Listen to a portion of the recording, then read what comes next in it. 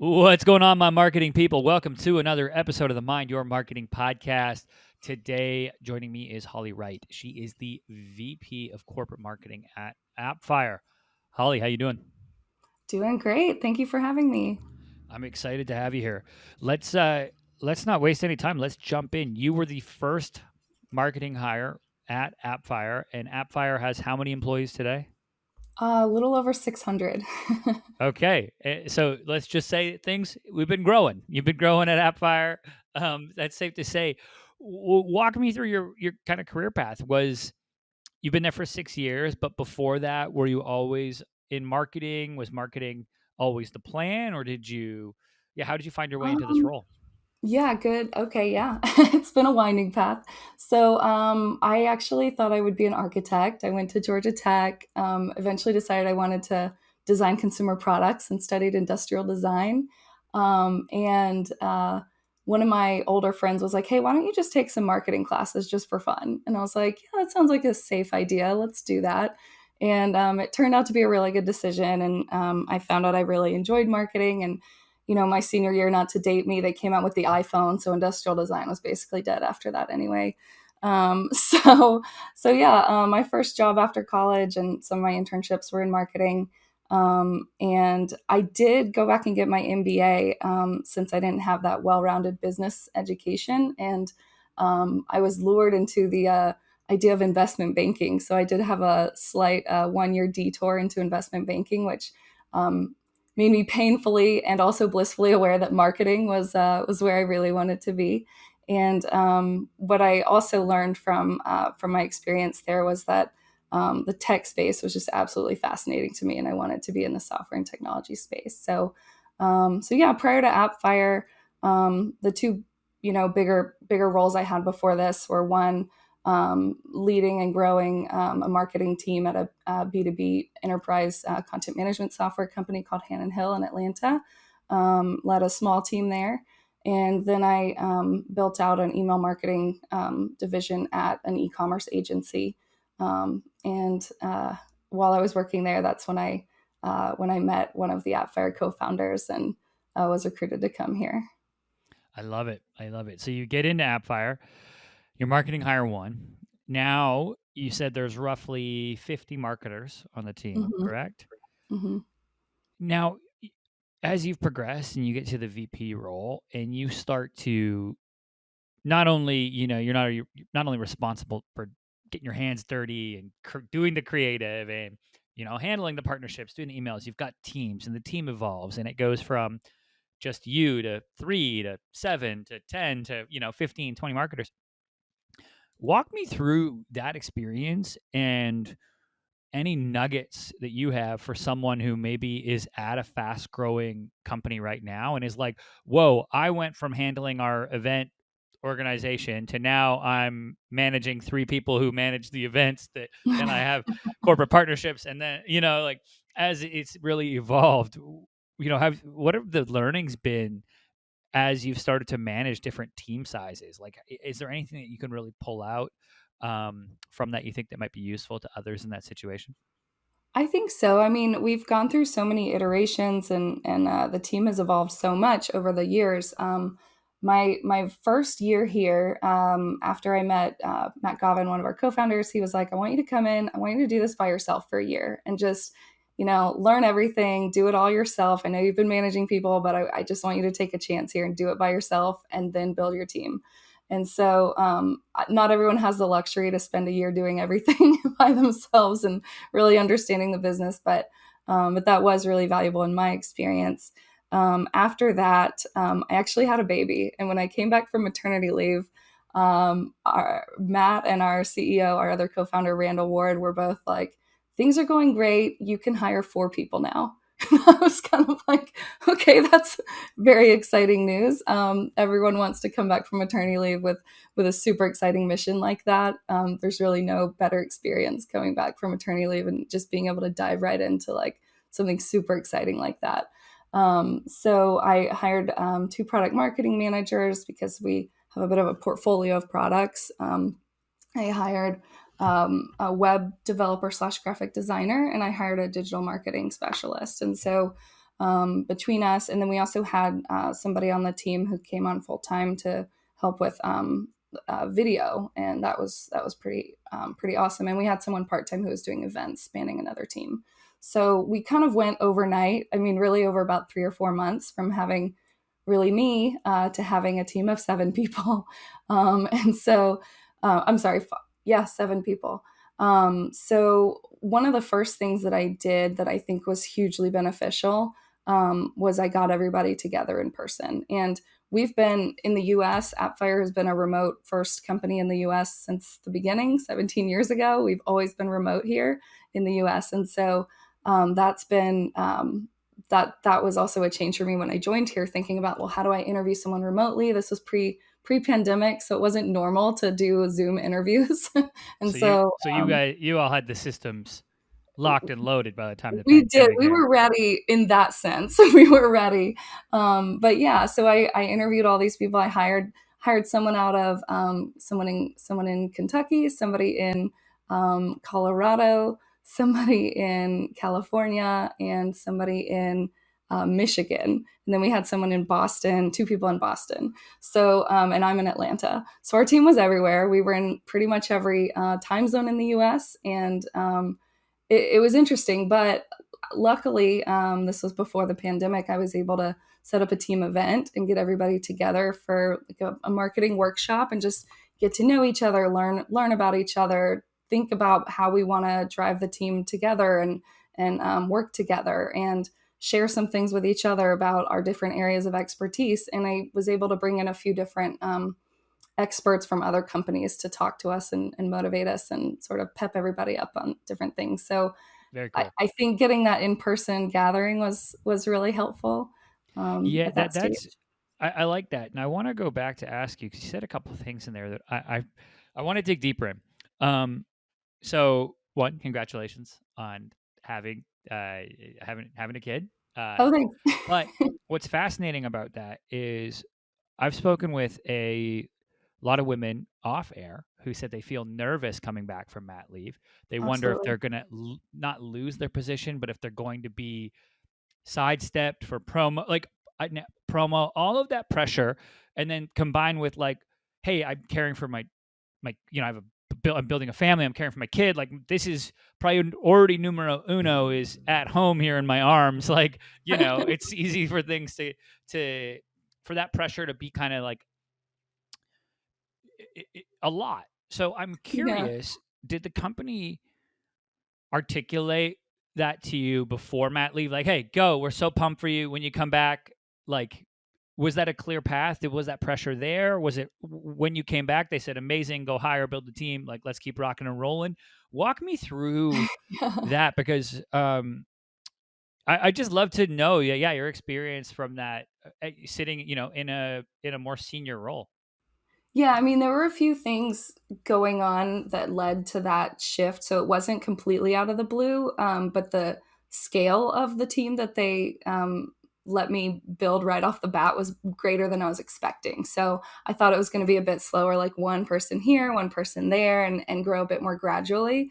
So I wasn't surprised that it was time to build the team when I got back. That was kind of part of the plan from when I got back from maternity leave, and that was something I was looking forward to. But I didn't expect it to be quite so many people all at once. But yeah, actually, maternity leave is a very stressful time for a lot of people, and there are so many feelings that go into it beforehand, during, like right before you go back, right when you get back, and even months later when you're like looking back and you're like, gosh, that was hard, you know? And so I've actually had 2 babies while I've been here at Appfire, and they've been so good to me. We have fully paid maternity leave for moms that go out. We actually have 13 weeks of paternity leave for men who go out to help with their babies. And That's so, awesome. so super supportive environment here.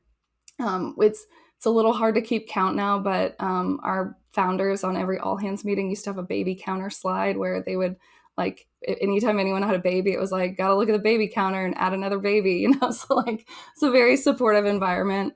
But yeah, I mean, I going on maternity leave the first time was one experience because I went out I was the marketer, it was just me. There were certain things I pre-scheduled 3 months worth of email campaigns to go out while I was away. I set up a whole bunch of automated nurture series to run while I was away, and we'd made some other decisions that we thought would help grow the business while I was away, and all of those, worked out great. The second time I went on maternity leave, it was very different. We had a lot more people here. I had at that point about a dozen people on my team. We'd had a number of acquisitions that we were trying to sort out and figure out how the teams are going to work together or integrate. And right before I went on maternity leave the second time, I was director of marketing here. And we'd had some ongoing discussions about this VP path. And, I think they easily could have waited till I got back from maternity leave. My promotion came with, a very generous salary increase, and they made it happen before I went on maternity leave. And I thought that was a really nice move, by That's our awesome. by our executives to be like, look, Holly, you deserve this. You've worked so hard. Like, we're gonna go ahead and make you VP now. Your whole time you're on maternity leave, you're gonna get your new salary. And it was just, I mean, that was a really good feeling going into maternity leave the second time, just knowing that they appreciated me and saw my value. And on the other hand, just thinking about my team members and what it was like for them while I was on leave, I also looked at that as a huge opportunity for them. Like, uh, no matter how much you try to champion your employees and promote them and serve as internal PR for your best people, like, there's always a little bit of a barrier when you've got a leader on top of you between you and the boss. And so what was cool when I went on maternity leave was, I had a couple people on my team who were just super, super high performers. And I was like, look, you're going to be in charge of these things, and you're going to be in charge of these teams, and you're going to get a lot more visibility in these roles, like, while I'm away, because you're going to be working directly with our CEO on these projects. And I think that was a really good opportunity for them, but it didn't feel threatening to me. It was just good for them. That's really cool. There's a couple of things. One, I bet you Appfire has a longer employee retention length than other companies. I'm going to go out on a limb and just put my say that based on it I sounds wish I like had a stat for you on the spot for that, but absolutely, yes. We've yeah. had almost nobody churn out of Appfire marketing, That's and that Appfire as a whole is, yeah. that makes so much sense to me because when you treat people right, oh, big Yeah. surprise, they want to be part of that and they believe in the mission and like it sounds like you're like, yeah, like this company actually has my back. Okay, they want to see me progress. They're giving me promotions before I go on mat leave. Like all those things that you don't hear about in the news and you Yeah. always hear about the other side of it. So that's really cool. Now, I do want to shift gears a little bit. So when you come back and you're tasked with hiring the team and the team has grown, the regional component and regional hiring, I'm very interested on two things that maybe if Appfire has been remote from day one, maybe you could catch up some of these companies and managers listening to this who are newly remote. Like even my team we went full remote this past March. We went for Oh, COVID, yeah. came back to the office, realized everybody was on Zoom calls at the office, and we're like, what are we doing? um, but I'm just curious about in hiring and so one regional hiring and comp structures. If it's like, is there like the best way to handle that on like, okay, hey, you're out of Alabama, but it's flat pay for everybody across, like there's a flat band for everybody, is one part. And then two, like career track and career advancement and moving to executive, like people getting promotions and moving up. And I've seen a lot of articles lately be like, that's impossible without face to face. And I'm like, I don't buy that. I So hate I, those. I'm so I'm curious on like how you see one um like regional hiring and like being transparent with comp to people, because I think that's something that marketing managers, marketing directors, VPs, we can all kind of struggle with sometimes on like, well, what's the right thing to do? And then two, like giving people the career tracks or ensuring that hey, it's not just you're tasked and go off with your laptop and come back when they're done. Like if there are not safeguards, but like checks in place to be like, great, we're having everybody's like you said, flying to meet together. Okay, everyone, we're having a Friday brainstorm with all the Google, with all the Zoom windows up. Like, so walk me through Yeah. those two.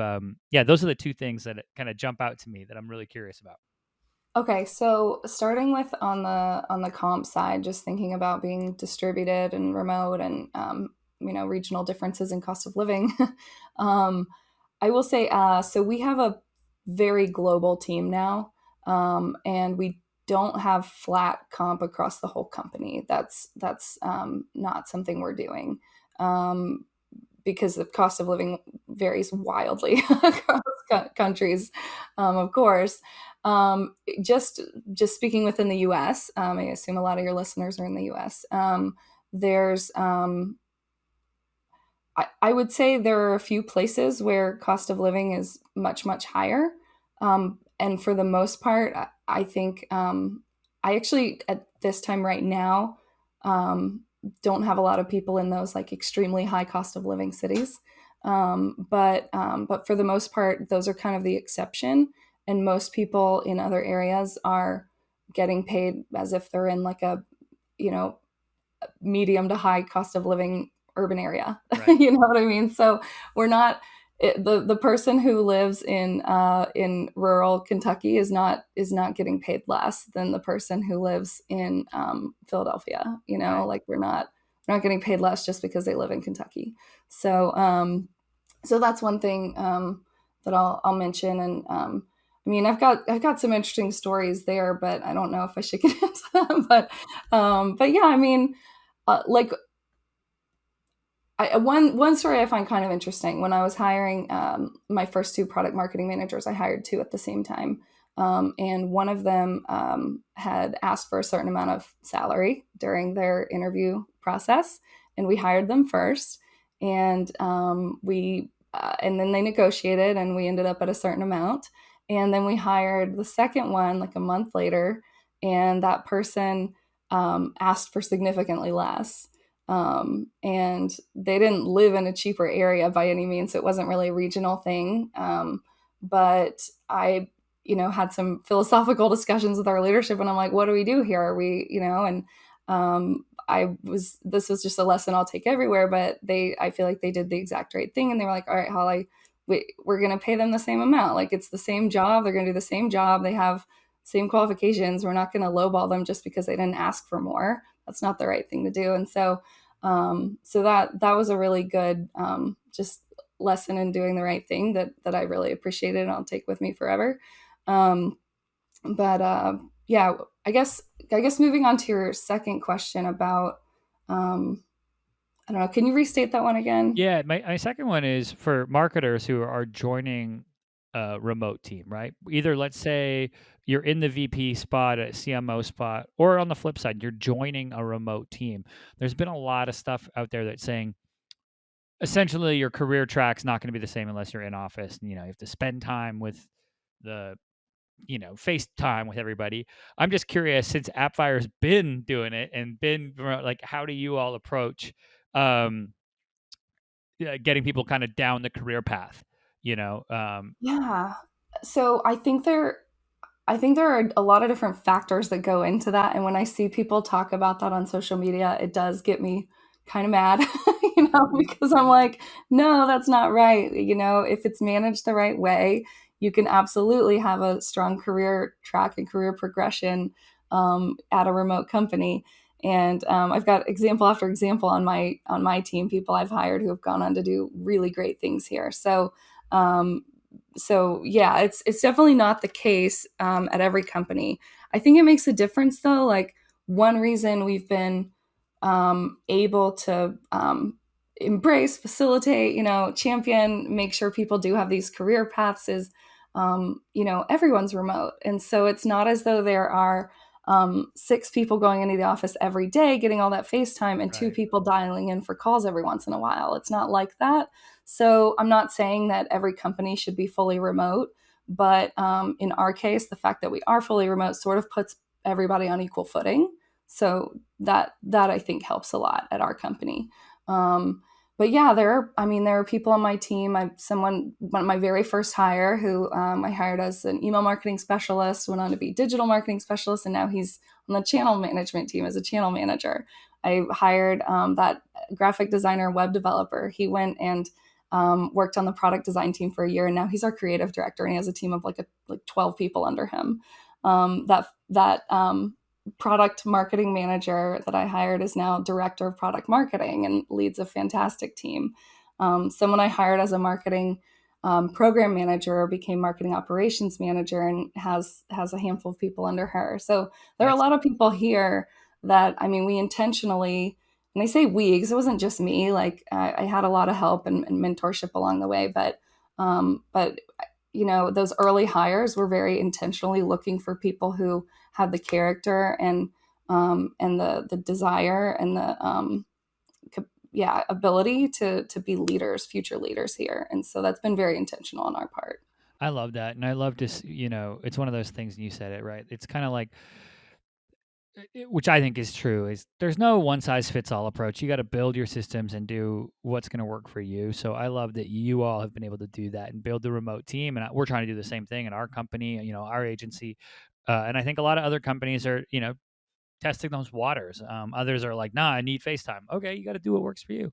Holly, Well, on that FaceTime topic, if I could jump in with one more thing yeah, there, I know I said like, oh, it was so great that, 4 or 5 years ago I got to bring that initial team together, and it was, but there are a lot of other things you can do when you're onboarding remote employees besides getting together in person. And we obviously went through all of that during COVID. In October 2019 was the last time we had the entire marketing team together in person. And I hope we'll have another gathering, but it's a little harder to organize 50 people. But yeah, October 2019 is the last time we had everyone together in person.